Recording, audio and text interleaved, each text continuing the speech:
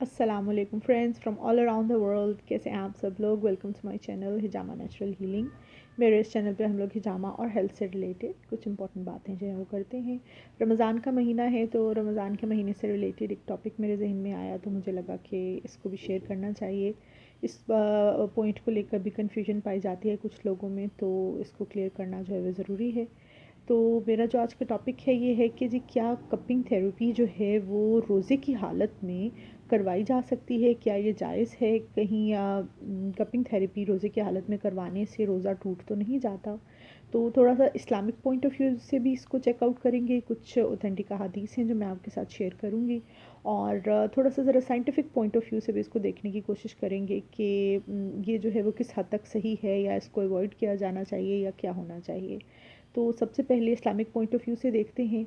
मैं सबसे पहले आपके सामने एक जो है वो शदद बिन आउस रज़ी अल्लाह अन्हु जो हैं वो उनकी एक हदीस जो है वो कोट करना चाहती हूँ कि उन्होंने फरमाया कि उन्होंने रसूलुल्लाह सल्लल्लाहु अलैहि वसल्लम को देखा कि आपका कहीं से गुज़र हुआ तो आपने देखा कि दो लोग जो हैं वो एक बंदा किसी दूसरे को कपिंग कर रहा था रोज़ों के दौरान। तो आपने फिर उनको बोला कि ड्यूरिंग रमज़ान जो है वो कपिंग करने से आपका दोनों का जो है वो रोज़ा टूट गया, कप लगाने वाले का भी और कपिंग करवाने वाले का भी। तो ये जो है वो सुन्ना अबी दाऊद से जो है ये उसमें कोट की गई है। हदीस नंबर 2370 है, जिसमें ये बयान किया गया है। शदद बिन औस से जो है वो मरवी है ये रिवायत कि आपने फरमाया था। तो पहले जो है initially cupping was forbidden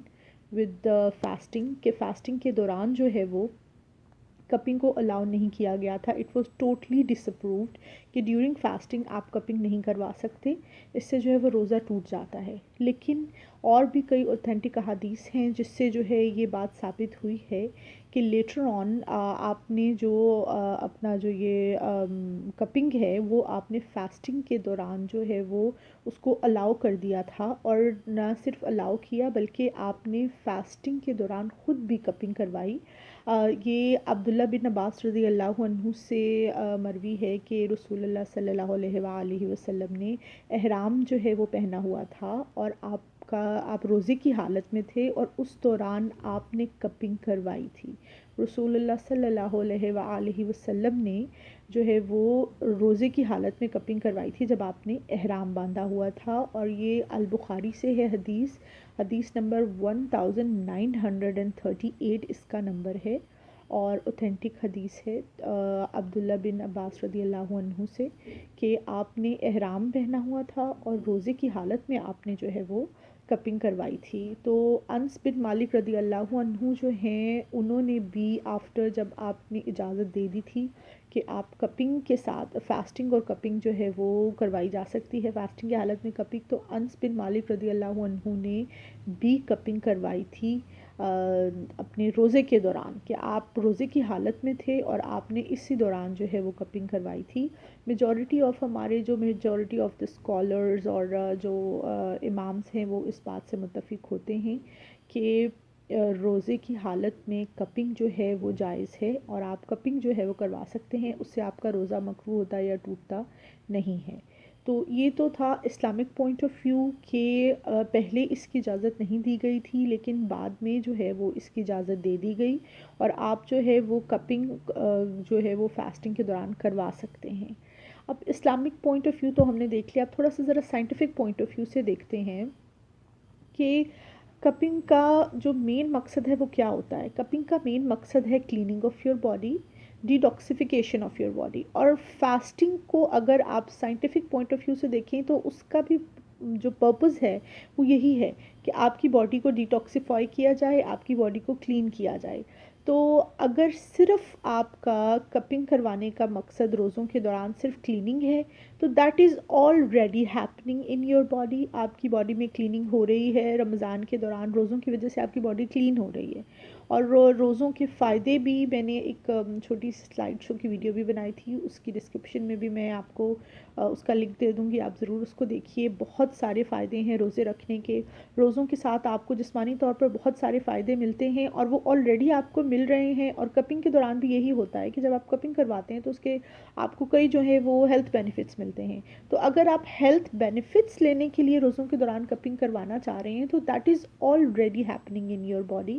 prefer یہ کیا جاتا ہے کہ آپ روزوں کے دوران کپنگ نہ کروائیں. کپنگ جو ہے وہ روزے ختم ہونے کے بعد کروائی جائیں, کیونکہ کپنگ کے دوران بھی ویکنس ہوتی ہے, اور روزوں کے دوران بھی جو ہے وہ آپ کی باڈی کیونکہ نارمل آپ کی باڈی کا سسٹم نہیں چل رہا ہوتا, تو کلیننگ کا پروسیس اندر ہو رہا ہوتا ہے, اس سے بھی آپ کو تھوڑی سی ویکنس ہوتی ہے. تو ایسا نہ ہو کہ ویکنس زیادہ ہو جائے اور زیادہ ویکنس کی وجہ سے آپ کو جو ہے وہ فرض روزہ جو ہے وہ چھوڑنا پڑے. تو اسی لیے روزے کے ساتھ کپنگ جو ہے اس کو پریفر نہیں کیا جاتا. ممنوع نہیں ہے, لیکن پریفر یہی کیا جاتا ہے کہ اگر ضروری نہیں ہے تو آپ روزہ اور جو کپنگ ہے اس کو ایک ساتھ مت ملائیے. لیکن کئی دفعہ ایسا ہوتا ہے کہ کلائنٹس جو ہیں وہ ان کا ایک ٹریٹمنٹ پروسیس چل رہا ہوتا ہے, جس میں انہوں نے 2 ہفتے چھوڑ کے یا 3 ہفتے چھوڑ کے, جیسے بھی اسکیجول ان کے پریکٹیشنر ان کا بنائیں, انہوں نے روزہ ان کے لیے کپنگ کروانا ضروری ہوتا ہے. اور اگر وہ ٹریٹمنٹ سیشن ان کا روزوں کے بیچ میں آ گیا اور کروانا ضروری ہے, اور آپ کا ٹریٹمنٹ چل رہا ہے, تو آپ ضرور کروائیے. تھوڑا سا ٹیکنیکلی اس کو اس طرح لے لیجئے کہ افطار سے 2 گھنٹے یا 3 گھنٹے پہلے آپ کپنگ کروائیے, تاکہ کپنگ کروانے کے گھنٹے ڈیڑھ بعد آپ کچھ کھا سکیں اور فوراً سے جو ہے وہ کچھ سوالو کر سکیں, پانی پی سکیں. کھجور کھائیے, فروٹس کھائیے, ہیلدی ڈائٹ جو بھی آپ نے لینی ہے آپ لیجئے روزے اور افطار کے ٹائم پہ, روزہ ختم ہونے کے ٹائم پہ. تو اگر ضروری ہے تو آپ ضرور کروائیے, اور افطار سے 2 گھنٹے پہلے کپنگ کروا لیجئے. دن کے ٹائم مارننگ میں مت کروائیے, کیونکہ اسے ویکنس زیادہ نہ ہو جائے, ڈیزینس نوزیا کی شکایت بھی ہو سکتی ہے.